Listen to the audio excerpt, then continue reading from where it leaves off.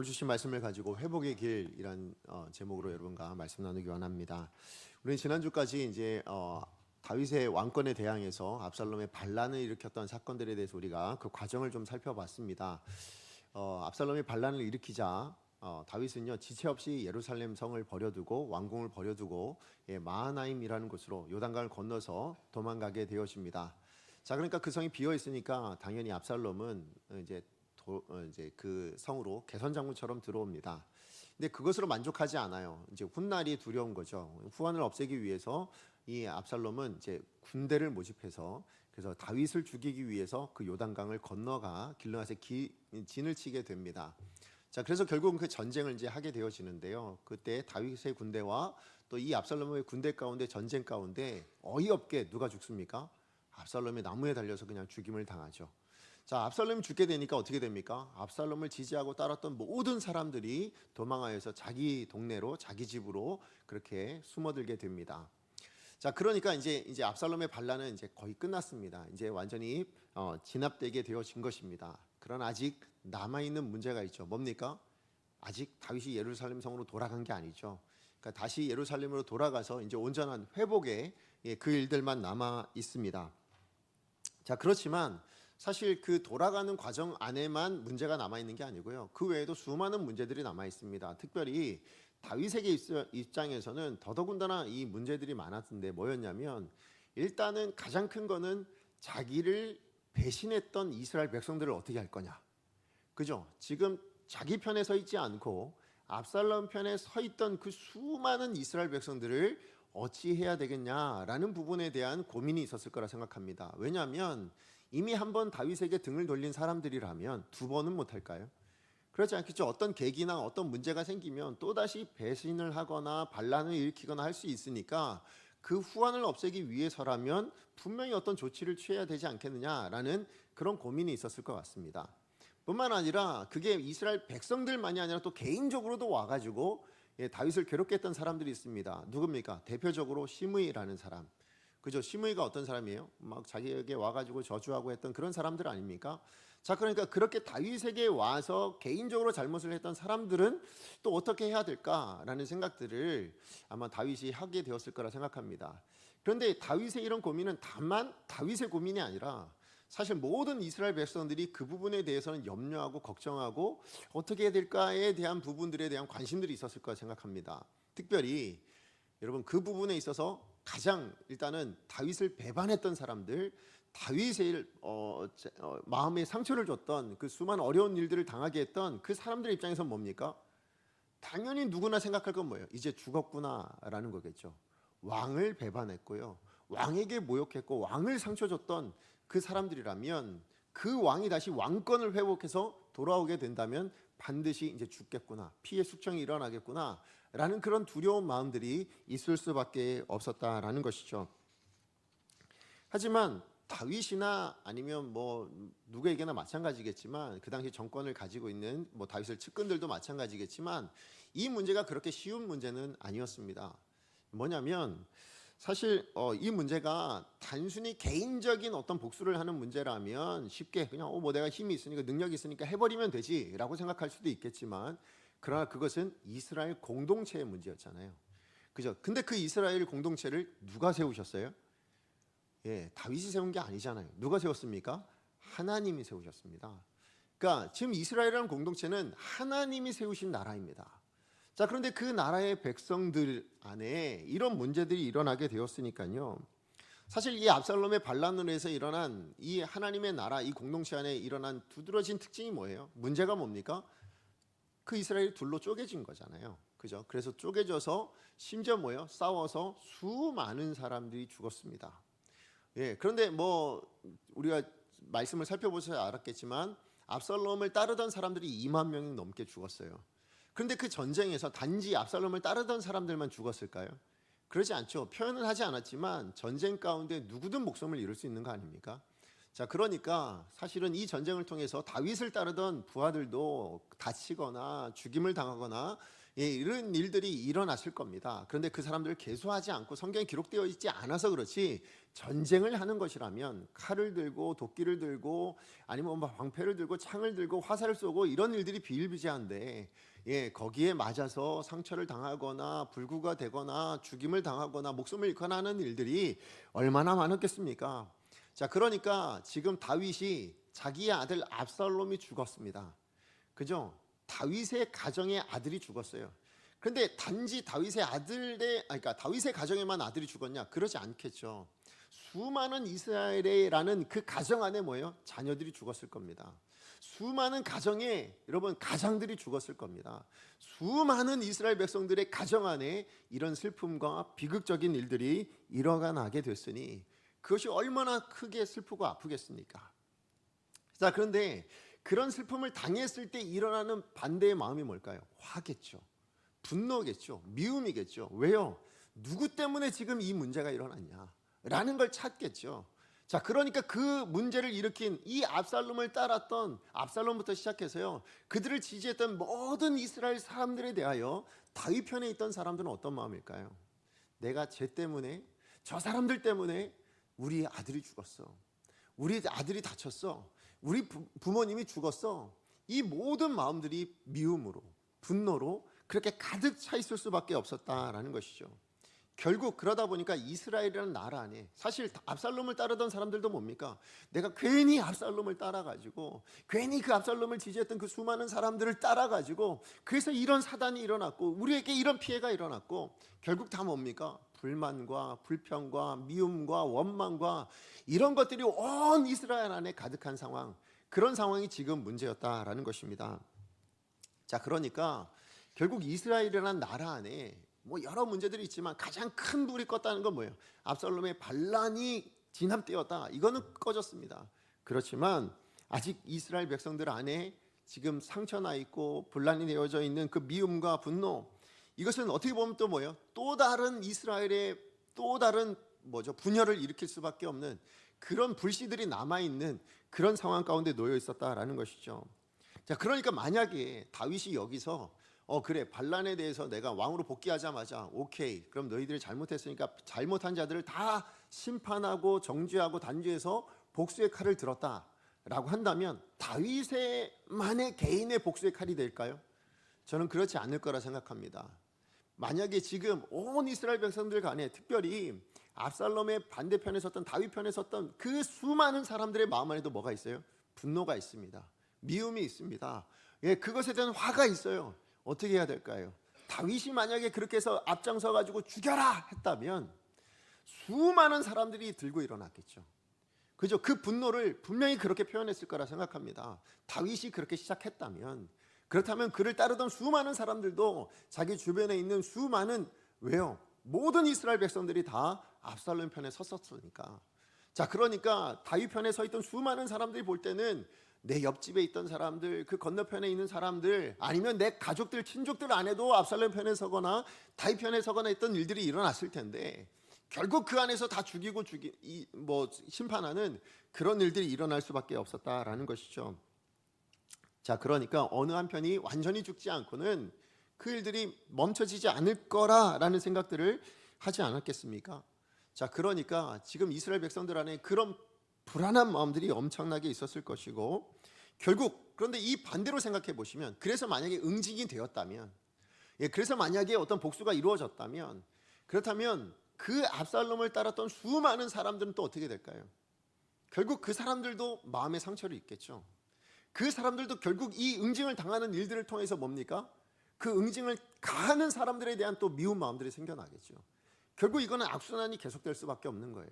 내가 당했어. 내가 저 사람 때문에 우리 가족이 누군가가 죽었어. 이것 때문에, 이런 문제들 때문에 내가 잘못했어라는 생각이 아니에요. 내가 지금 당하고 있는 이 문제가, 이 일이, 내 상처가 너무 아파서 결국 그래서 뭐예요? 또 다른 분노를 만들어내는 그런 일들이 반복될 수밖에 없는 그런 상황 가운데 놓여져 있었다라는 것이죠.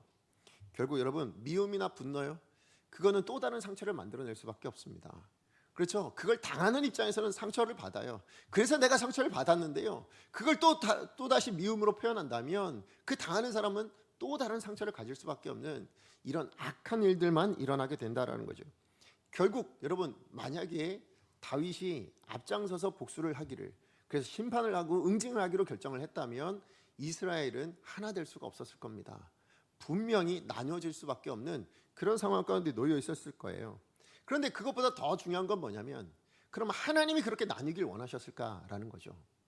그렇지 않겠죠. 왜요? 하나님이 이스라엘 12지파로 한 가족, 그 가족들을 12지파로 만드셔서 한 민족을 만들어내셨잖아요. 하나 되게 하는 것이 하나님의 마음이셨죠. 물론 그렇다고요, 여러분, 하나님이 정의나 공의를 외면하시냐? 그러지 않습니다. 여러분, 하나님도 이스라엘이라는 나라 안에 왕을 세우셨을 때 뭘 원하셨어요?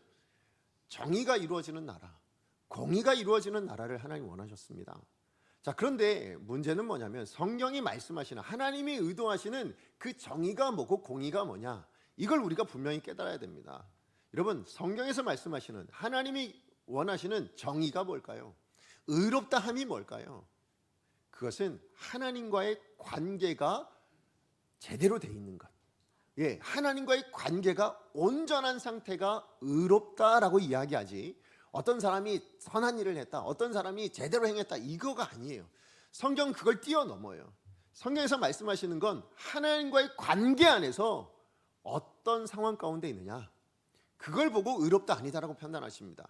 여러분, 신약 성경에 오면 예수님이 정말 의외의 사람에게 아주 저주와 같은 말을 하신 부류의 사람들이 있어요. 누굴까요? 바리새인들입니다.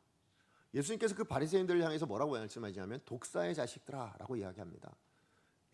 뱀 같은 사람들, 이렇게 얘기한 거예요. 사단 같은 사람들, 이렇게 얘기한 겁니다. 그런데요, 사실은 그 당시에 바리새인만큼 윤리적인 사람이 있었을까요? 바리새인들만큼 도덕적으로 깨끗한 사람들이 있었을까요?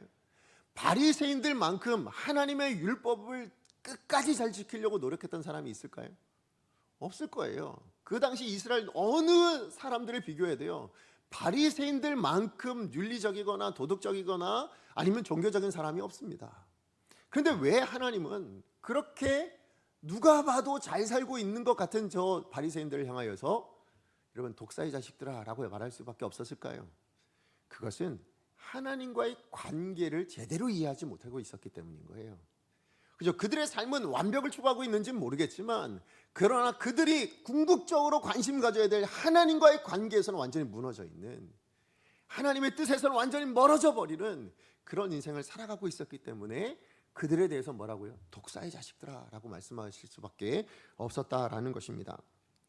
그러므로 여러분, 성경에서 말씀하시는 의인은 어떤 사람이냐? 어떤 사람일까요?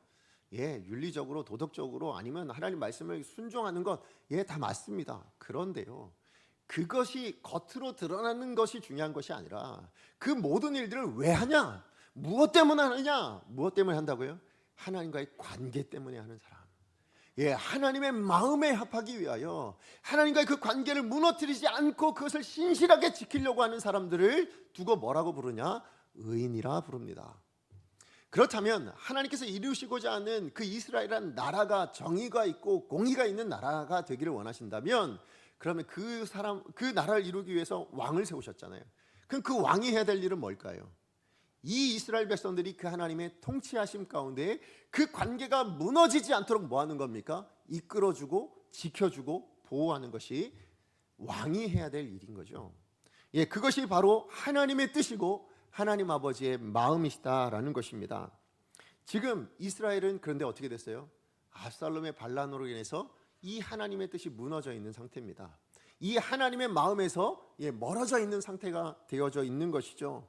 게다가 이 두 부류의 사람들이 뭡니까? 한민족이고 하나 되어서, 그래서 하나님을 바라보고 하나님의 다스림 안에 살아가길 원했던 그 사람들이 서로 분쟁하고 싸우고 다투고 지금 갈라질 위기 가운데 놓여져 있었다라는 것입니다. 그것이 하나님의 뜻이냐고요? 그게 아니다라는 것이죠. 자, 그래서 여러분 이 모든 일들을, 하나님 아버지의 마음을 이스라엘 백성들뿐만 아니라 사실 오늘 저와 여러분 우리에게도 깨닫게 하시기 위해서 하나님은 지금 이 다윗이 이 압살롬의 반란이 끝남으로 자기 곳으로 돌아가는, 예루살렘 성으로 잘 돌아갔습니다 하고 끝내도 될 일인데 그렇게 끝내지 않아요. 하나님은 그 돌아가는 과정 가운데 다양한 이야기들을 심어 놓으셨습니다. 다윗에게 수많은 사람들의 만남의 이야기가 있어요. 그 만남의 이야기를 통해서 뭐 하냐면 하나님 아버지의 마음이 무엇인지 그것을 드러내고 계신다라는 것이죠. 자, 오늘 그것을 우리가 좀 간단히 살펴볼 건데, 우리가 말씀을 읽지 않았지만 읽은 말씀 이후에도 많은 말씀들이 있거든요. 자, 근데 가장 먼저는 뭐냐면 이제 예루살렘 성으로 돌아오면 되는데요. 근데 그 돌아오는 과정 안에서 누가 가장 먼저 나서냐면 바로 이스라엘 백성들이 가장 먼저 나서요. 근데 어떤 이스라엘 백성들이냐? 자, 우리 9절에서 10절 말씀 같이 한번 읽어보겠습니다. 9절에서 10절 시작. 이스라엘 모든 지파 백성들이 변론하여 이르되 왕이 우리를 원수의 손에서 구원하여 내셨고 또 우리를 블레셋 사람들의 손에서 구원하셨으나 이제 압살롬을 피하여 그 땅에서 나가셨고 우리가 기름을 부어 우리를 다스리게 한 압살롬은 싸움에서 죽었거늘 이제 너희가 어찌하여 왕을 도로 모셔올 일에 잠잠하고 있느냐 하니라. 아멘. 오늘 지금 어떤 이스라엘 백성들입니까? 다윗을 지지했던 이스라엘 백성들이 지금 되려자라고 얘기한 게 아니에요. 뭐라고요? 10절 말씀에 보여요. 우리가 기름 부어 우리를 다스리게 한 압살롬이 죽었거늘. 그러니까 지금 이 의논을 하고 있는 우리는 누굽니까? 다윗의 반대편에 섰던 사람들이에요. 그 사람들이 뭐 한 겁니까? 지금 이 압살롬, 자기가 지지했던 압살롬이 죽어버리니까 어떻게 하는 거예요? 태도를 즉각 바꿔버린 겁니다. 그래서 다시 빨리 다윗을 돌아올 수 있도록 그렇게 우리가 잠잠히 있으면 안 되는데 어떻게 해야 되지? 막 이런 마음들을 가지고 있는 겁니다. 왜 그랬을까요? 그가 왕이 되어서 돌아왔을 때 후환이 두려웠잖아요. 그죠? 자, 그러니까 뭐예요? 이렇게 해서라도 우리가 그래도 당신을 왕으로 이렇게 모셔오는 일에 적극적으로 앞장섰습니다 라는 것으로 어떻게 보면 후환을 조금 없애기 위한 그런 마음이지 않았을까라는 생각이 듭니다. 자, 어쨌든 그런데 이런 논의가 있었음에도 불구하고 사실 이 일이 진척이 되질 않습니다. 누구 하나 선뜻 나서는 사람들이 없었습니다. 왜 그랬을까요? 면목이 없잖아요. 그렇잖아요. 지금 압살롬 자기네들이 다 다윗을 지금 반대하고 있었는데 갑자기 다윗 왕이요 이제 돌아오십시오 이렇게 나서기가 어려운 거예요. 게다가 누가 갈 거예요 다윗에게. 지금 다윗이 얼마나 화가 나 있는지 모르는 상태인데 다윗이 그 왕권을 가지고 죽여도 이상하지 않을 상황인데 누가 가야 되겠느냐, 이것 때문에 너무 고민들을 하고 있는 거예요. 자, 그런데 그때 가장 마음이 힘들었던 지파가 어떤 지파일까요? 이스라엘에 12지파가 있었잖아요. 지금 이 문제에 있어서 가장 마음이 힘든, 가장 면목이 없는 지파는 어느 지파일까요? 저는 유다 지파라고 생각이 되어집니다. 왜요? 유다 지파는 다윗이 속했던 지파잖아요. 그리고 이 유다 지파에서 뭐예요? 다윗을 가장 먼저 왕으로 세웠었거든요. 그런데 그 유다 지파들도 뭐 한 겁니까? 지금 다윗을 배반하고 압살롬 편에 서버렸단 말이죠. 자, 그러니까 이 유다 지파야말로 뭡니까? 더 면목이 없어요. 야, 이거 어떡하냐, 진짜 이거 어떻게 큰일 났다, 아마 이런 마음들로 아마 있었을 거라 생각이 되어집니다. 자, 그런데요, 그런 상황 가운데 놓여 있을 때 다윗이 먼저 나섭니다.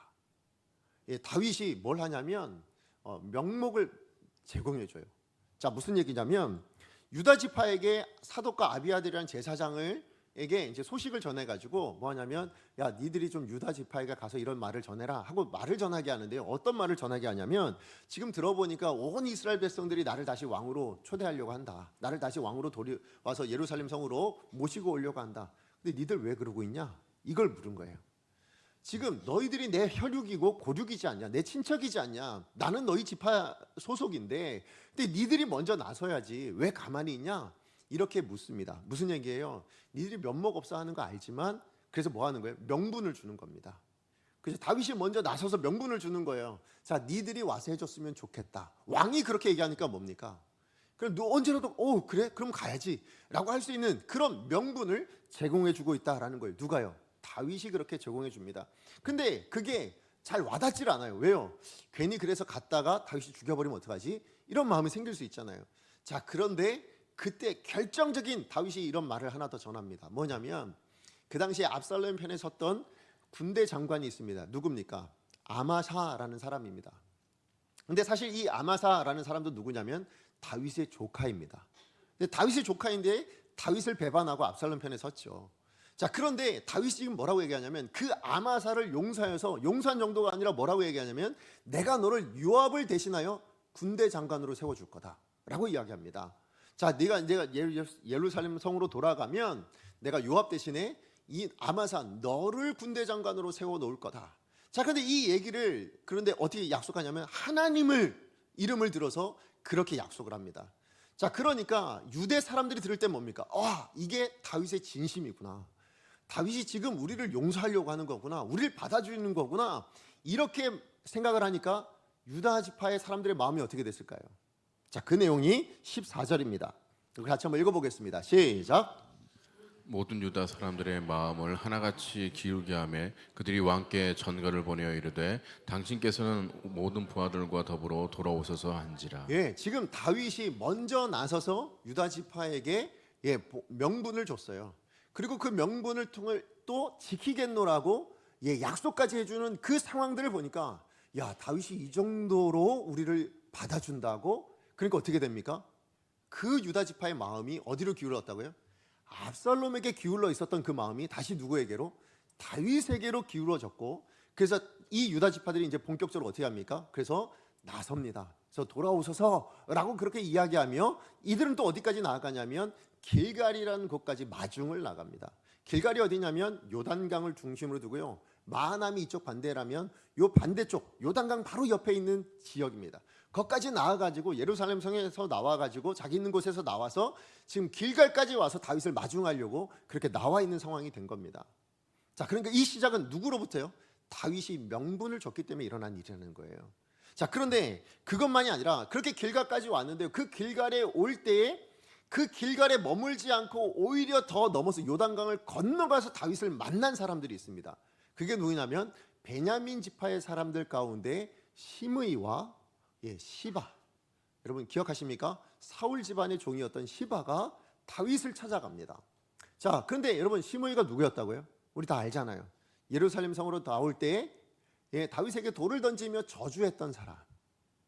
그 사람이 와가지고 뭐 하는 거예요? 다윗에게 와가지고는 용서를 구합니다. 제가 잘못했습니다. 그때 잘못을 기억하지 마십시오. 그러면서 뭘 얘기하냐면 제가 다른 어떤 사람들보다 가장 먼저 당신을 찾아와서 이렇게 이야기하고 있습니다. 뭐예요? 내가 이 정도로 제가 하니까 제발 나를 용서해 주십시오 라고 이야기합니다. 자기의 잘못이 있으니까요 가장 먼저 와서 뭐 하는 거예요? 내가 잘못했습니다 라고 말하고 있는 거예요. 자, 그런데 거기에 또 누가 따라왔다고요? 시바도 따라왔습니다. 시바는 왜 따라왔을까요?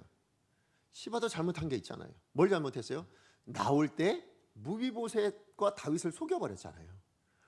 자기가 속여서 무비보셋 모든 재산을 다 자기가 가졌잖아요. 자, 그러니까 다윗이 예루살렘 성으로 들어가면 무비보셋 만나게 될 텐데 그러면 다 들통날 일 아닙니까? 다윗을 속였다는 이야기가 다 들통날 거니까, 그러니까 뭐 한 거예요? 지금 이곳에 가장 먼저 와서 저는 여전히 당신을 지지하고 있습니다 라는 걸 보여주고 싶었을 거예요. 그죠? 저는 당신이 나갈 때도 지지해서 따라 나왔던 것처럼, 먹을 것을 가지고 나왔던 것처럼 저는 당신이 돌아오는 이때도 가장 먼저 나와서 당신을 여전히 지지하고 있습니다. 당신을 속이긴 했지만 그래도 저는 당신을 배반하거나 배신하지 않았습니다. 당신을 끝까지 따르는 사람입니다. 이거를 확증하고 싶었던 것 같아요. 자, 그런데 문제는 그런 시므이와 이 시바에 대해서 다윗이 어떻게 하냐라는 거였습니다. 어떻게 합니까? 그대로 다 받아줍니다. 그 시므의 회개를 있는 그대로 받아서 용서해 주고요.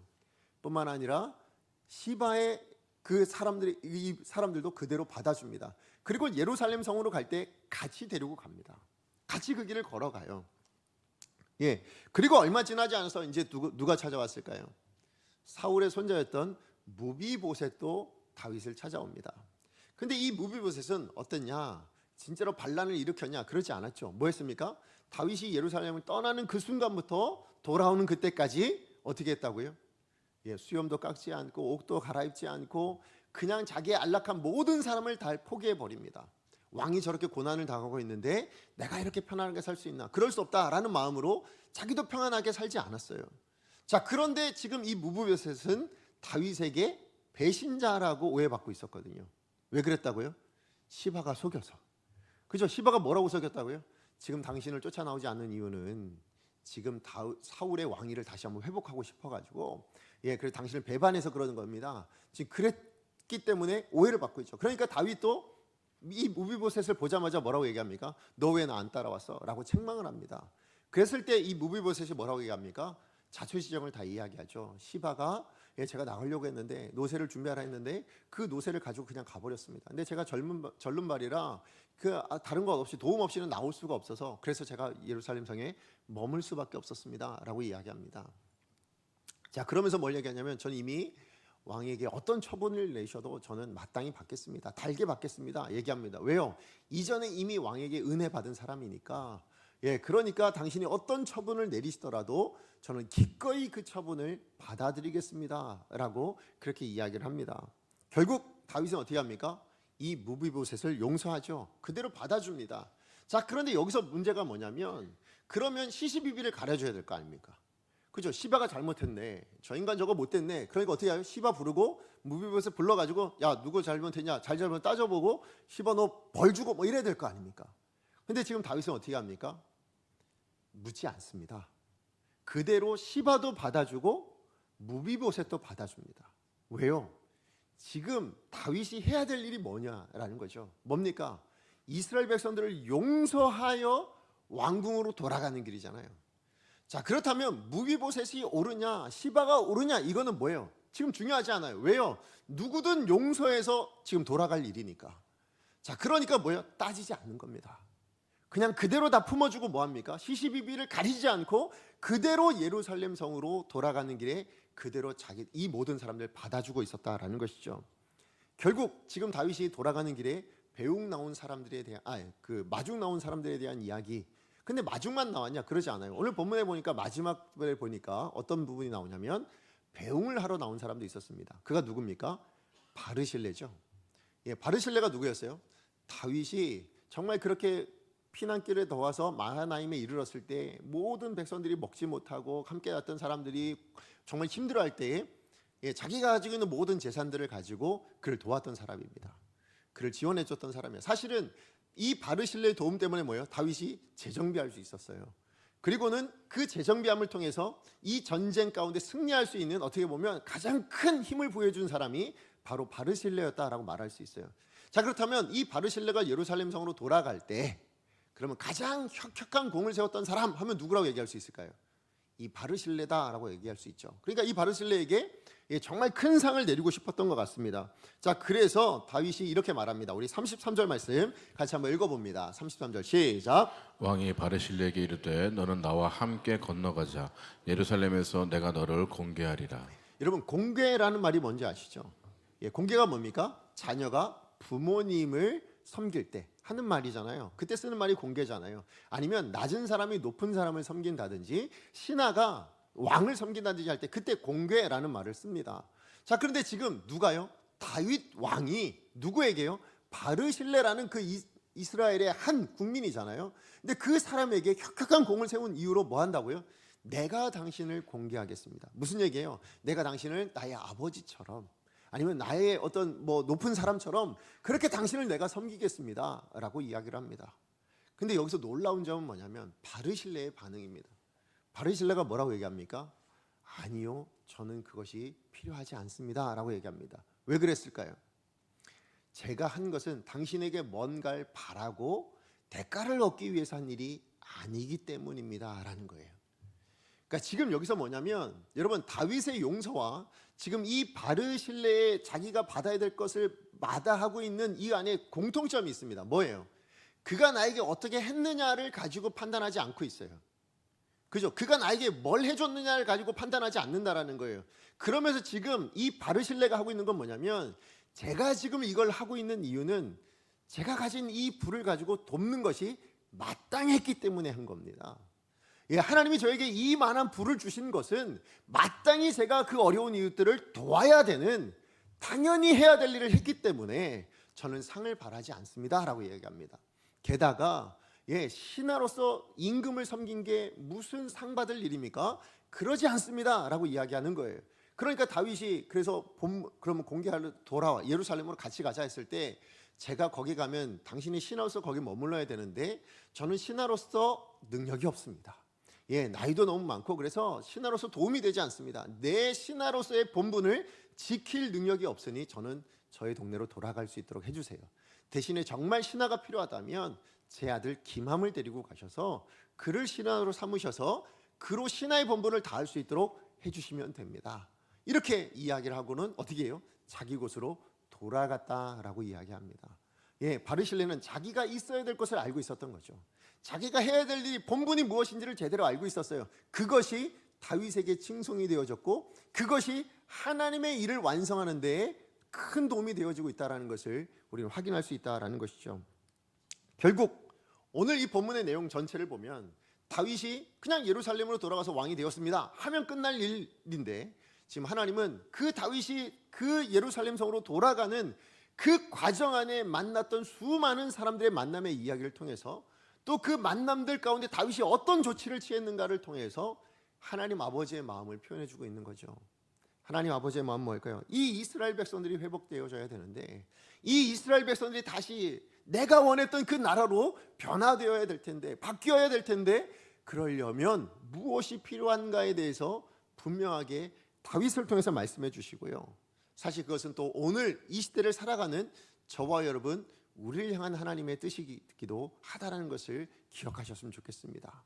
자, 그렇다면 이 안에 어떤 의미가 담겨져 있냐, 무엇을 말씀하고 싶은 거냐, 오늘 저는 여기서 두 가지를 좀 말씀드리고 싶습니다. 자, 두 가지. 첫 번째는 뭐냐면, 만약에 여러분 어떤 관계가 무너지거나 아니면 정말 회복이 일어나야 되는 어떤 상황 가운데 있다면 그 시작은 무엇인가를 말씀해 주고 있어요. 오늘 본문은 그 시작이 뭘까요? 첫 번째가 용서가 시작이다라는 거예요. 용서가.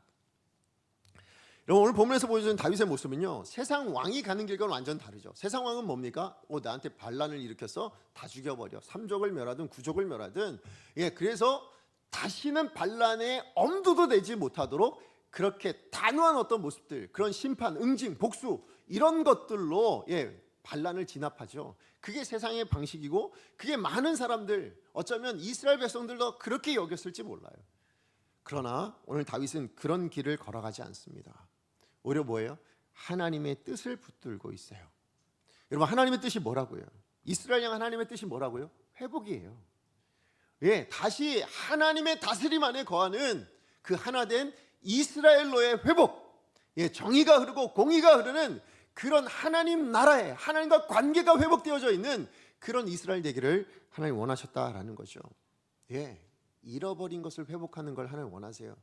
여러분, 처음 사람 아담과 하와가 범죄했을 때 하나님 원하신 뜻이 뭐였을까요? 저들 죽여버려요, 이거였을까요? 아니죠. 죄로 인해 잃어버린 것을 회복하기를 원하셨어요. 그죠? 여러분, 이스라엘 백성들이 출애굽 전에 애굽의 노예로 있었잖아요. 근데 그 애굽의 노예로 있었던 그 이스라엘 백성들을 끄집어낼 때 하나님께서 뭘 바라셨던 걸까요? 이들은 노예가 아니라 하나님의 백성다움이 회복되어지길 원하셨던 거죠. 노예로 살아갈 존재가 아니라는 거예요. 지금 이 사망의 자리에 머물러 있어야 될 자리가 아니라는 거예요. 하나님의 백성이 하나님의 백성답게 살아야지. 그게 하나님의 뜻이어서 그걸 회복시키기 위해서 뭐예요? 그들을 출애굽하게 만들어 주셨거든요. 자, 그렇다면 지금 이 이스라엘 백성들 안에, 오늘 본문 안에 이 압살롬의 반란으로 인하여 일어난 이 다툼과 분쟁, 전쟁을 통하여서 이 이스라엘 백성들이 잃어버린 게 뭘까요? 뭘 잃어버렸습니까? 이 압살롬의 반란으로 해서 지금 이스라엘 안에 잃어버린 게 뭘까요? 하나됨이잖아요. 그죠? 그 사랑을 잃어버렸잖아요. 자, 그러니까 이것의 회복을 해야 돼요. 이것을 회복을 하나님께서 원하고 계십니다. 자, 그러면 이 회복을 이루기 위해서 다윗이 선택한 게 뭐냐? 세상 왕이 가는 방법이 아니라 뭐예요? 하나님께서 자기에게 보여주셨던 방법을 선택합니다. 자, 이게 무슨 얘기냐면, 사실 다윗이요, 하나님과의 관계에서 무너져서 하나님의 뜻에 어긋나서 하나님 앞에 범죄했던 이력이 있습니다. 기억하시죠? 밧세바를 범하고 우리아를 죽인 일입니다. 자, 그렇다면 하나님은 응당 뭐 하시면 돼요? 심판하시면 되죠. 하나님이 만물의 주인이시고 만왕의 왕이신데 그 왕의 권세를 가지고요, 그 전능하신 능력을 가지고요, 그냥 죽여버리면 끝날 일이잖아요. 버리시면 끝날 일이잖아요. 그런데 하나님은 그렇게 하지 않으셨어요. 하나님은 그가 범죄함으로 말미암아 다윗이 지금 죄인이 되었는데 그 죄인된 것에서 회복시키길 원하시죠. 그래서 하나님이 행하신 방법이 뭡니까? 용서이셨죠. 그죠? 다윗을 용서해 준 겁니다. 그래서 왕으로서 그가 하나님께서 맡겨주셨던 모든 것을 끝까지 감당할 수 있도록 그렇게 만들어 주신 거잖아요. 그죠? 그것을 다윗이 경험했어요. 관계가 회복되어지려면 그러면 할 것은 다른 게 아니라 용서였구나. 이걸 다윗이 경험한 거예요. 자, 그러니까 지금 이스라엘에 무너진 이 관계가 회복되어지려면, 이 하나님의 뜻을 온전히 회복시키려면, 그러면 나는 뭐 해야 될까? 나는 뭘 붙들어야 되겠는가? 세상 왕처럼 똑같은 것을 붙들어야 되겠는가? 아니, 내가 붙들어야 될 것은 하나님이 내게 보여주셨던 바로 그 용서야 라는 것을 깨닫게 된 거죠. 그래서요, 이게 하나님의 방법임을 알았기 때문에 이 용서를 가로막는 어떤 사람에 대해서 다윗이 뭐라고 얘기하냐? 이렇게 이야기합니다. 여러분 22절 말씀 같이 한번 읽어보겠습니다. 22절 시작. 다윗이 이르되 스라의 아들들아 내가 너희와 무슨 상관이 있기에 너희가 오늘 나의 원수가 되느냐? 오늘 어찌하여 이스라엘 가운데에서 사람을 죽이겠느냐? 내가 오늘 이스라엘 왕이 된 것을 내가 알지 못하리요 하고. 자, 이 내용의 배경이 뭐냐면 시므이가 나와서 이제 내가 잘못했습니다 뭐 얘기했잖아요. 근데 그 시므이가 나온 것을 보고는 너무너무 괘씸했던 사람이 있어요. 누굴까요? 다윗이 아니고 그의 군대 장관 중에 한 사람이었던 아비새였습니다. 예, 요압의 동생이었죠. 근데 이 요압의 동생이 봤을 때 아니 나갈 때 그렇게 저주를 했는데 지금 이제 와가지고 잘못했다고 이제 다윗이 왕이 되니까 꼴 보기가 싫은 거예요. 자, 그러니까 뭐라고 얘기하냐면 저 다윗에게 이야기합니다. 아비새가 뭐라고 얘기하냐면 저 사람은 여호와의 기름 부음 받은 종을 저주했던 사람입니다. 자, 그렇다면 하나님께서 세우신 종을 저주했던 사람이니까 뭐 하자?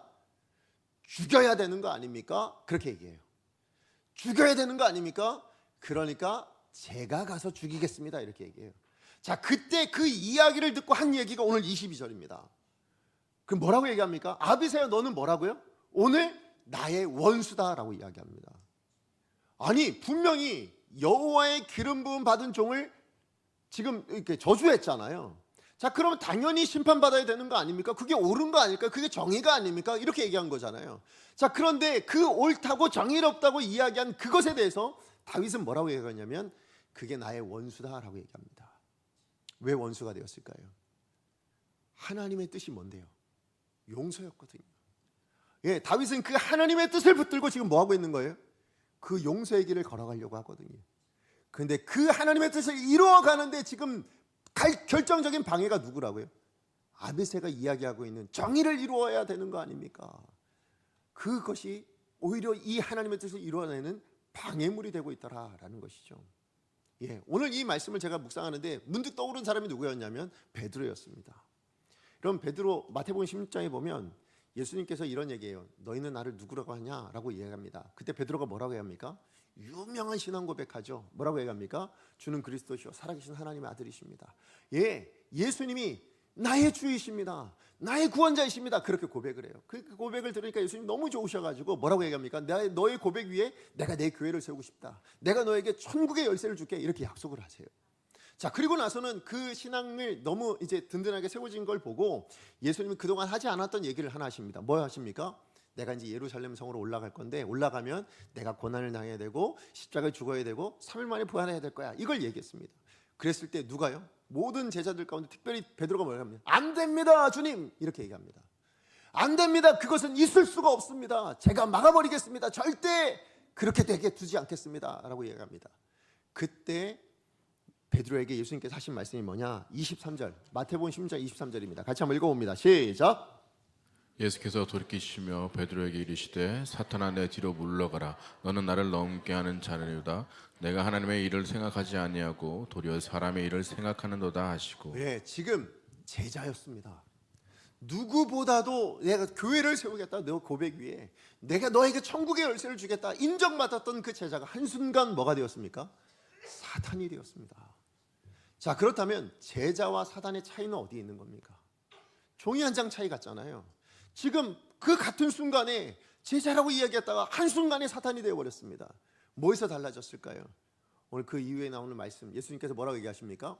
너는 나를 넘어지게 하는 자로다. 어떤 부분에서요? 내가 해야 될 일은 하나님의 일이다. 내가 해야 될 일은 하나님의 뜻을 이루어가는 것이다.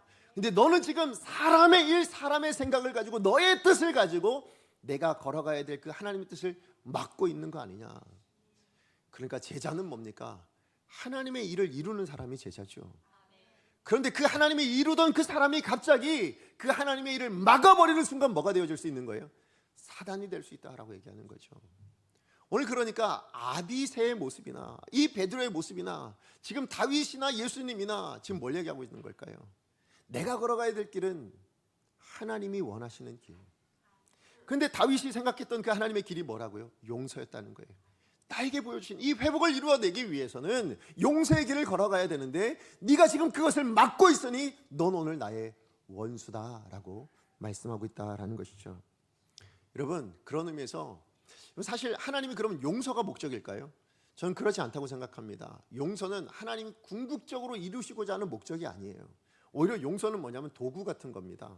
과정의 한 부분일 뿐이에요. 무슨 얘기냐면 하나님이 이 용서를 통해서 뭘 이루고 싶으실까요? 오늘 아까도 말씀드렸지만 다윗에게는 이스라엘 백성들의 회복이죠. 그게 궁극적인 목적이에요. 그 궁극적인 목적을 이루어내는데 뭐가 필요하다? 용서가 필요하다. 용서란 도구가 필요하다라는 거예요. 십자가가 그러지 않습니까? 여러분, 십자가에서 예수님이 우리를 위해 죽으셨습니다. 그게 뭐예요? 죄의 용서 때문이잖아요. 우리의 죄를 용서해 주기 위해서 예수님이 십자가에 죽으셨어요. 그런데 그 죽으심으로 우리가 뭘 얻었습니까? 아니요. 죽으심으로 구원을 얻은 게 아닙니다. 왜요? 죽으심은 죽으심으로 끝난 거예요. 죄가 용서되어질 뿐이지 우리가 의인이 되거나 우리가 하나님의 자녀가 될 권세를 얻은 게 아니라고요. 죄가 없어졌을 뿐이에요. 그럼 무엇으로 하신 겁니까? 부활하심으로 하신 거예요. 그 부활이 죄의 용서, 그 십자가의 죽으심으로 끝내면 우리도 거기서 끝납니다. 근데 그게 아니라 그 죽으심을 통해서 뭘 만들어내셨어요? 생명을 만들어내셨어요. 그 생명이 우리 가운데 부어져서 뭡니까? 우리가 하나님의 자녀가 된 거죠. 그 생명이 부어지지 않고 단순히 죄 용서되었으면 그냥 죄인이 아닌 상태이지 의인은 아니에요. 그렇잖아요. 죄인이 아닌 상태일 뿐이지 의인이 아니라고요. 무슨 일을 했습니까? 의인 될 만한 무슨 일을 행하셨나요? 아무것도 없잖아요. 그런데 예수님이 부활하심을 통해서 뭐예요? 그 생명을 우리 가운데 허락하셔서 하나님의 자녀 되게 하셨다고요. 그러니까 예수님의 십자가의 죽으심은 도구입니다. 그걸 통해서 뭘 이루어내시기 위해서? 생명을 만들어내시기 위한 과정이고 도구였던 거죠. 지금 오늘 다윗에게 용서를 바라셨던 이유가 뭐냐? 그 용서가 하나님의 궁극적인 목적이 아니에요. 그걸 통해서 뭘 이루어내고 싶으신 거예요? 회복을 만들어내고 싶고 생명을 만들어내고 싶고 다시 하나님의 자녀됨을 이루어내기를 원하셨던 거죠. 그 일을 이루어가는 데 있어서 그 시작이 뭐냐? 용서라는 겁니다. 여러분, 오늘 우리 기독교가 그래서 존재합니다. 여러분, 기독교는 무엇 위에 세워져 있습니까? 예수님의 십자가 위에 세워져 있죠. 그러나 그 시작이 뭐냐는 거예요. 시작은 뭘까요? 용서에서 시작된 겁니다. 그죠? 용서가 없었다면 우린 이 자리에 있을 수 없는 존재죠. 당연히 그냥 지옥으로 가서 죽어버리면 끝날 그런 인생입니다. 하나님의 그 왕권을 가지고 그렇게 행하셔도 될 일이잖아요. 근데 그 하나님은 그렇게 행하지 않고 우리를 용서하셨습니다. 그래서 기독교가 있습니다. 우리가 성도됨의 존재의 근거도 어디에 있습니까? 예수님의 그 용서하심에 있습니다. 그 용서가 시작이 되어 생명이 우리 가운데 부어져 하나님의 자녀로 이 땅에 거하고 있습니다. 예, 회복의 시작은 용서에서만 시작됩니다. 자, 그런가 하면 두 번째로 우리가 생각해 볼 건 뭐냐면, 근데 그 용서가 쉽지 않다라는 거죠. 그죠? 아니, 하나님의 뜻을 따르는 게 쉽지 않아요. 어떻게 하면 아니 하나님의 뜻을 이루어내는 우리의 삶을 살아낼 수 있겠는가? 그게 두 번째인데요. 뭐냐면 그 두 번째는 용서할 수 있는 인생, 하나님의 뜻을 따르는 인생이 되려면 하나님께서 나에게 맡기신 본분이 무엇인지를 제대로 인식하고 있으면, 그것을 인지하고 있으면, 다시 얘기해서 하나님 앞에서 나는 어떤 존재인가를 확인하면 그걸 분명히 깨달아 아는 사람은 그 용서하는 인생, 하나님의 뜻을 이루어내는 인생이 됩니다. 자, 22절 말씀 같이 한번 읽어보겠습니다. 22절 시작. 지르되 수랴의 아들들아, 내가 너희와 무슨 상관이 있기에 너희가 오늘 나의 원수가 되느냐? 오늘 어찌하여 이스라엘 가운데에서 사람을 죽이겠느냐? 내가 오늘 이스라엘의 왕이 된 것을 내가 알지 못하리요 하고, 지금 다윗이 이스라엘 백성들을 용서하고 또 다윗이요 지금 아비새가 시므이를 죽이려고 할 때 그것을 마다시키잖아요. 만류시키잖아요. 자, 그렇게 할 수 있었던 이유가 어디 있느냐? 다윗이 신앙적으로 뭐 뛰어나거나 그가 뭐 신앙적으로 대단하거나 그런 사람 아님을 우리는 이미 알았습니다. 그죠? 바세바도 범하고 우리아도 죽이고 뭐 별거 아니네. 그냥 우리랑 비슷한 사람들이네. 결국 자기 안에 있는 죄성을 이기지 못하네. 우리 확인했어요. 예, 그렇게 자주 넘어지는 사람입니다. 그런데 어떻게 오늘 하나님의 뜻대로 이렇게 살아낼 수 있을까요? 아니 어떻게 하나님의 뜻대로 그 용서를 자기를 저주하고 자기를 속이고 자기를 배반했던, 그래서 자기 아들까지 죽어야만 했던 이 상황 안에 다윗이 그 분노와 미움을 넘어선 용서가 가능할 수 있었던 이유가 어디 있는가? 어디 있을까요? 오늘 본문에 힌트가 나오죠. 뭐라고 얘기합니까? 내가 오늘 이스라엘의 왕이 되었기 때문이라는 거예요. 그러니까 지금 무슨 얘기냐? 하나님께서 나를 왕으로 회복시켜 주셨다. 나는 하나님이 세우신 왕이야. 그러면 그 왕으로서 해야 될 일이 뭐라고요? 아까 제가 말씀드렸잖아요. 왕으로서 해야 될 일이 뭡니까? 왕은 이스라엘을 하나님의 뜻대로 다스려서, 예, 그래서 하나님의 뜻대로 그렇게 통치하도록, 하나님의 뜻대로 살아가도록, 아니 이스라엘 모든 백성들이 하나님의 그 통치 아래 있을 수 있도록 이끌어주고 보호하고 지키는 자. 그게 왕이 해야 될 본분이잖아요. 자, 그러니까 지금 시므이가 와서 자기에게 용서를 구할 때 비록 저주를 했지만 다윗이 볼 때는 그도 누굽니까? 이스라엘의 백성인 거죠. 내가 하나님 앞에서 이스라엘의 왕인 것처럼 저 시므이가 잘못하고 범죄했을지라도 하나님 앞에선 이스라엘의 백성이라는 거예요. 예, 지금 시바도 마찬가지고요, 무비보셋도 마찬가지고요. 그를 배반했던 모든 이스라엘 백성들이 다 뭡니까? 하나님 앞에서 이스라엘 백성들인 거죠. 그리고 하나님은 나를, 그 이스라엘 백성들을 지키고 보호하고 다스릴 수 있는 왕이라는 본분을 맡겨 놓으셨다라는 거예요. 그래서 여러분, 다윗이 왕이란 그 권세가 회복되어졌을 때에 그 왕이란 그 권세를 가지고 하고 있는 일이 뭡니까? 죽이는 일이었습니까? 원수 갚는 일이었습니까? 내 안에 있는 그 감정들, 그 분노들을 해결하기 위해서 심판하는 일이었습니까? 아닙니다. 자기의 본분을 지키는 데 그 왕권을 쓰고 있습니다.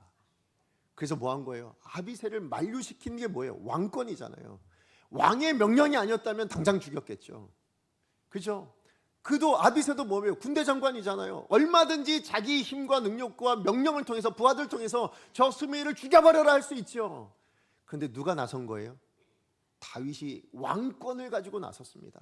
왕이란 그 권세, 회복되어진 그 권세를 가지고 나서서 아비새를 만류합니다. 왜요? 왕의 본분이 뭐냐? 백성들을 지키는 일이다. 왕의 본분이 뭐냐? 그를 회복시켜 하나님의 다스림 안에 두는 것이다. 그렇게 이끌어가는 것이다. 그게 왕의 본분이니까. 그래서 하나님이 허락하신 왕권이라면 나는 마땅히 그것을 쓰는데, 그것을 지키는데 써야지 라고 생각했다라는 거예요. 결국 내가 하나님 앞에서 누구인가, 예, 그것을 통해서 내가 어떤 사람에게 어떻게 행동하고 말해야 될지가 나오더라는 거예요. 여러분, 이것에 대해서 우리가 많이 느끼는 게, 여러분 부모님들, 여러분 자녀들 말 안 들을 때 굉장히 많죠. 예, 속 썩일 때가 굉장히 많잖아요. 그럴 때 어떻게 하세요? 화를 내기도 하고 매를 들기도 하고, 때론 뭡니까? 그냥 화가 뛰어나면서 분노를 표현하기도 하지 않습니까?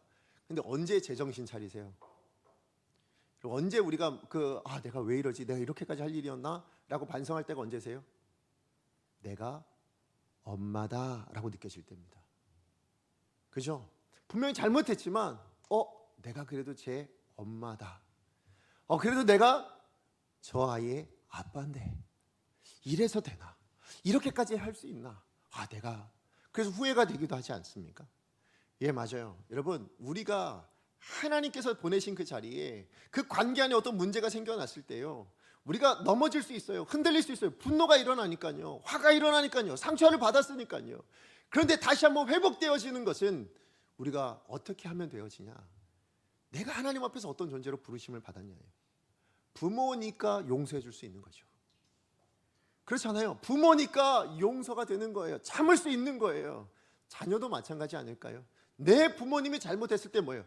내가 그래도 자녀인데, 내가 그래도 아들인데, 내가 그래도 딸인데, 그러니까 뭐 할 수 있는 거예요? 용서해 줄 수 있는 거예요. 그렇잖아요. 마찬가지로 여러분, 저와 여러분, 하나님이 어느 가정 가운데 여러분을 부모로 보내시거나 자녀를 보내신 것처럼 오늘 우리는 그것보다 더 특별한 정체성, 본분을 하나 받았습니다. 그게 뭘까요? 우리는 다 하나님의 자녀입니다. 우리는 다 하나님의 사람입니다. 우리는 다 하나님의 성도입니다. 그렇다면 우리가 무엇인가 행하기 전에 기억하셔야 됩니다. 나는 어떤 존재냐? 하나님 앞에서 성도지. 나는 어떤 존재냐? 나는 하나님 앞에서 하나님의 사람이지. 만약에 목사된 제가요, 제 안에 있는 어떤 상처나 이것 때문에 여러분들 앞에 함부로 말하고 있다면 안 되잖아요. 왜요? 목사가 그렇잖아요. 왜요? 제가 그걸 자각해야죠. 아, 그래도 하나님이 나를 목사로 부르셨는데, 목사란 본분을 주셨는데, 그럼 목사가 해야 될 일은 뭐냐? 화를 내야 되냐? 아니지 않느냐. 성도들을 돌아보고 지키고 다독이고 용서해주고 품어주고, 이게 목사가 해야 될 일이 아니냐. 예, 그렇게 말씀하지 않겠습니까? 오늘 이 자리에 있는 여러분들도 마찬가지겠죠. 여러분 성도로 여기 계세요. 집사로 계신 분들, 아니면 권사로 계신 분들, 장로로 계신 분들, 아니면 또 교사로 계신 분들, 구역장으로 계신 분들, 하나님께서 여러분에게 수많은 본분들을 허락하셨습니다. 그 본분을 우리가 분명하게 인식할 때 뭐예요? 아, 이러면 안 되지. 내가 그래도 아버지인데, 내가 그래도 어머니인데, 내가 그래도 목사인데, 내가 그래도 교사인데, 내가 그래도 구역장인데, 아, 그 사람에게 이러면 안 되지. 내가 그래도 성도인데 세상에서 이렇게 살면 안 되지. 그러니까 나올 수 있다라는 거예요. 예, 우리는 언제든지 넘어질 수 있고 상처받을 수 있고, 예, 그래서 흔들릴 수 있어요. 그러나 우리 안에 분명한 하나님께 주신 우리 삶의, 우리 인생의 무게가 있습니다. 뭐예요? 그게 우리의 본분이라는 겁니다. 그것이 있을 때 뭐예요? 넘어져도 다시 일어나는 오뚜기가 될 수 있는 거죠. 그죠? 우리는 완벽하라라고 말씀하는 게 아니에요. 넘어질 수 있으나 다시 회복하는 제자리를 찾으라는 겁니다. 예, 제자리가 뭡니까? 하나님의 뜻대로 사는 자리, 하나님의 말씀대로 사는 자리, 하나님 원하시는 것을 이루어내는, 그 회복을 이루어낼 수 있는 그 일을 감당하는 사람이 되는 자리, 그것을 하나님께서 원하시더라. 그것을 위해서 우리 가운데 각 사람에게 본분을 주셨습니다. 여러분, 그것을 분명히 인식하실 때 오늘 우리 모두가 하나님 뜻을 이루어내는 복된 인생이 될 줄로 믿습니다. 말씀의 결론을 맺습니다. 다윗은 예루살렘에 돌아오는 길에 수많은 사람들을 만났습니다. 예, 그러나 그 사람들 만나는 가운데 다윗은 용서를 베풉니다. 그리고 그 용서가 시작이 되어서 이스라엘의 회복을 하나님께서 만들어내신 줄로 믿습니다. 예, 하나님의 목적은 거기에 있었던 거거든요. 근데 그 용서가 쉽지 않았을 거예요. 다윗도 어떻게 용서가 됐다고요? 내가 왕이라는 본분이 있기 때문에, 그 본분을 지키는데 뭘 씁니까? 하나님이 허락하신 왕권을 사용하더라. 오늘 저 여러분, 우리가 가지고 있는 이 모든 것들, 우리의 신앙이나 기도나 이 모든 것들을 가지고 우리가 애써야 될 게 뭘 것 같으세요? 여러분 가지고 있는 재능, 여러분 가지고 있는 지식, 여러분 가지고 있는 어떤 지위, 이 모든 것들을 하나님께서 여러분에게 왜 주신 것 같습니까? 여러분의 본분을 지키는 인생 되라고요. 예, 그것으로 남 위에 군림하거나 서는 인생이 아니라 여러분의 본분을 지켜내서 하나님의 뜻대로 살아가는 인생 되기를 원하셨기 때문에 주신 거예요. 그래서 여러분 안에 그거 꼭 지켜가셨으면 좋겠습니다. 여러분에게 허락하신 그 모든 것들을 가지고 하나님 여러분에게 허락하신 그 본분을 지켜내심으로 하나님이 원하시는 것들을 이루어내는 하나님의 동역자들, 하나님의 사람들 되어지는 복된 인생 되어지기를 간절히 축복합니다. 우리 시간에 말씀 기억하면서 함께 찬양하기 원합니다. 오늘 우리가 부를 찬양은요, 주님 다시 오실 때까지라는 찬양입니다. 예, 주님이 오실 겁니다. 그죠? 예, 주님 오시면 오시기만 하는 게 아니라 우리가 갈 수도 있죠. 예, 그럴 때 우리 인생을 하나님께서 돌아보시겠죠. 너 어떻게 살다 왔냐? 예, 하나님 주신 본분을 살다 왔습니다. 그 본분을 지키기 위해 애쓰다 왔습니다. 근데 그 길이 너무 좁아서 힘들었습니다. 하나님, 그 길이 십자가를 지는 길이어서 너무 어려웠습니다. 그래도 그 길 걷다가 왔습니다 라고 말할 수 있는 저와 여러분 되어지면 얼마나 좋겠습니까? 하나님 정말 기뻐하시는 인생 될 줄로 믿습니다. 예, 우리 한 해 주제가 하나님 기쁘시게 하라인데요, 오늘 우리가 이 십자가를 짊어지고 여러분 하나님의 뜻을 이루어내실 수 있는 그 일을 위해서 여러분의 본분이 어떤 분인가를 다시 한번 확인하면서 우리 찬양 고백했으면 좋겠어요. 하나님, 저 이 본분을, 그것이 십자가의 길이라 할지라도, 그것이 좁은 길이라 할지라도, 누구도 걷는 길이 아니라 할지라도 저는 하나님의 사람이니까 기꺼이 가겠습니다. 예, 저는 하나님의 용서를 받은 사람이니까 기꺼이 그 길을 걸어가겠습니다. 이렇게 결단하는 마음으로 함께 찬양합니다. 주님 다시 오실 때까지 주님 다시 오실 때까지 저는 세상과 다른 하나님의 길을 걸어가려 합니다. 주님, 그것이 좁은 문이라 할지라도, 그것이 좁은 길이라 할지라도, 하나님, 그것이 십자가를 지는 길이라 할지라도 기꺼이 걸어갈 수 있도록 십자가 지고 나의 가는 이 길, 내가 이 길을 걸어가면 그 끝에 우리 주님이 계실 것입니다. 끝에서 나는 주님을 보리라. 영광을 내 주님 나를 맞아주시. 주님 다시 오실 때까지, 주님 다시 오실 때까지 나는 일어나 달려가리라. 주의 영광 온 땅 덮을 때 나는 일어나 노래하리. 내 사모하는 주님 온 세상의 구주이십니다. 나를 구원하신 그분은 우리가 미워하는 그분들의 구주이기도 하십니다. 내 사모하는 주님 영광의 왕이 내 사모하는 주님, 온 세상 구주이십니다. 내 사모하는 주님 온 세상 구주시라. 내 사모하는 주님 영광의 왕이시라. 주신 말씀 기억하며 우리 함께 기도하기를 원합니다. 하나님께서 여러분을 성도로 부르셨습니다. 하나님께서 여러분의 가정에서 부모로, 자녀로 부르셨습니다. 하나님께서 이 교회 안에 여러 다양한 직분과 봉사의 자리로 여러분을 부르셨습니다. 그 부르신 이유와 목적이 무엇이겠습니까? 그것을 통해서 하나님의 뜻을 이루는, 하나님과의 그 관계 안에서 하나님의 일을 완성해가는 하나님의 사람들로 불러주신 줄로 믿습니다.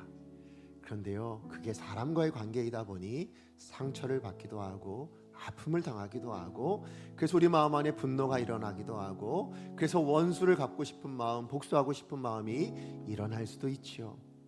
그러나 우리가 하나님의 사람이라면, 우리가 하나님의 백성이라면, 내가 가장이고 부모이고 자녀이라면, 내가 목사이고 장로이고 권사이고 집사라면, 교사라면, 구역장이라면 우리가 마땅히 해야 될 일이 하나님의 뜻을 이루는 일이기에 그 모든 것에서 내 감정을 내려놓고, 내 마음을 내려놓고, 내 생각을 내려놓고, 사람의 일은 두고 하나님의 일, 하나님의 말씀, 그 용서를 붙드는 인생이, 그것을 행하는 인생이 되어야 될 줄로 믿습니다. 왜냐하면 우린 이미 하나님의 사랑을 받은 존재이니까요. 하나님의 용서하심 위에 우리가 하나님의 사람이 되었으니까요. 그러므로 하나님의 사람이라면, 하나님의 자녀라면 기꺼이 우리가 해야 될 일이 용서임을 기억하고 그것을 감당할 수 있는 자리 가게 함으로 하나님이 원하시는 그 회복을, 하나님이 원하시는 그 하나님의 일들을 이루어내는 축복의 통로로 살아갈 수 있게 하여 주시옵소서. 그것이 비록 좁은 길이고 십자가의 길이라 할지라도 하나님을 따르는 마음으로 기꺼이 그게 자원하는 마음으로 가겠습니다. 우리 시간에 결단하는 마음을 가지고 주여 능력을 주옵소서 외치고 하나님 앞에 기도합니다. 주여 능력을 주옵소서. 사랑하는 하나님 감사합니다. 오늘 주신 말씀 기억하며 하나님 앞에 기도로 나아갑니다. 하나님, 우리에게 주어진 하나님 우리의 본분들, 우리의 생각들이 무엇인가를 깨달아 알 수 있도록 도와주셔서 감사드립니다. 하나님 우리가 얼마나 연약한 존재인지, 하나님 우리가 그런 본분을 받고 하나님 우리가 그런 부르심을 받았음에도 불구하고 우린 자수망각합니다. 하나님, 그리고 우리에게 주어진 그 삶의 모든 자리에서 하나님의 뜻을 이루어내기보다 하나님 내 감정이, 내 생각이 하나님 나의 우선되어지는 유익들을 먼저 추구하고 살아갔던 그 수많은 하나님 다윗을 찾아왔던 사람들과 같이 삽니다. 하나님, 그러나 우리는 그런 다윗의 찾아왔던 사람들의 삶도 중요하지만 다윗과 같은 존재로 부르심을 받았습니다.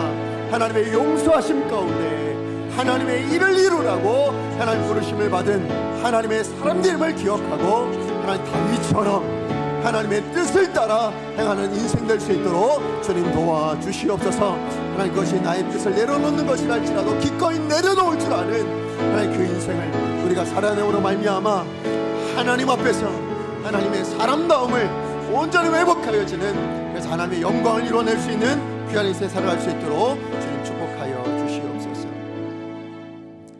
사랑하는 하나님, 감사합니다. 오늘도 주의 말씀을 통해서 우리를 향한 하나님 아버지의 마음, 또 하나님의 아버지의 뜻을 깨달아 알 수 있게 하여 주셔서 감사를 드립니다. 하나님, 정말 우리가 하나님의 사람입니다. 하나님, 그리고 가정에서는 저는 엄마이고 아빠이고 자녀이기도 합니다. 하나님, 교회에서는 이런저런 여러 가지 직분과 사명을 맡은 사명자입니다. 그런데 그런 우리가 하나님의 뜻을 이루어내기보다 하나님, 우리가 받았던 상처와 아픔과 어려운 일들로 인하여 하나님 오히려 화를 내거나 아니면 다른 어떤 마음들을 가지고 하나님 그렇게 살아왔던 우리들의 모습이 있음을 정직하게 고백합니다. 바라고 소원하기는 하나님, 그런 모든 분들의 마음의 상처를 주님이 위로하여 주시옵시고 주님이 치료하여 주시옵소서. 사람의 그 무엇으로도 해결되어질 수 없는 것임을 하나님 앞에 정직하게 고백합니다. 하나님, 그러나 그것으로 우리가 되어지지 않습니다. 하나님의 뜻을 이루어야 될 책임이 있는 그 본분이 우리 가운데 있음을 기억한다면 하나님, 우리는 거기서 한 걸음 더 나아가 하나님 우리가 해야 될 일들을 감당할 수 있게 하여 주시옵소서. 하나님의 뜻대로 살아가는 인생 되게 하여 주시옵소서. 하나님의 말씀대로 살아갈 수 있는 복된 인생들 되게 하여 주셔서 저들의 인생이 하나님의 역사를 이뤄내는 데 쓰임받는 한 부분을 차지할 수 있는 귀한 성도님들 될 수 있게 하여 주님께서 도와주시옵소서. 혹여나 관계에 문제가 있는 분들이 계시다면 오늘 이 말씀이 하나님의 뜻으로 찾아갈 수 있게 하여 주시옵소서. 하나님, 그래서 회복의 역사가 일어날 수 있도록 하나님께서 그 길을 온전히 걸어갈 수 있는 귀한 사람들 되어줄 수 있도록 주님 오늘께서 이 말씀으로 도전하여 주시옵소서. 예수님의 이름으로 기도합니다. 아멘. 이제는 우리 주 예수 그리스도의 은혜와 하나님 아버지의 다함이 없는 사랑하심과 성령 하나님의 교통하심과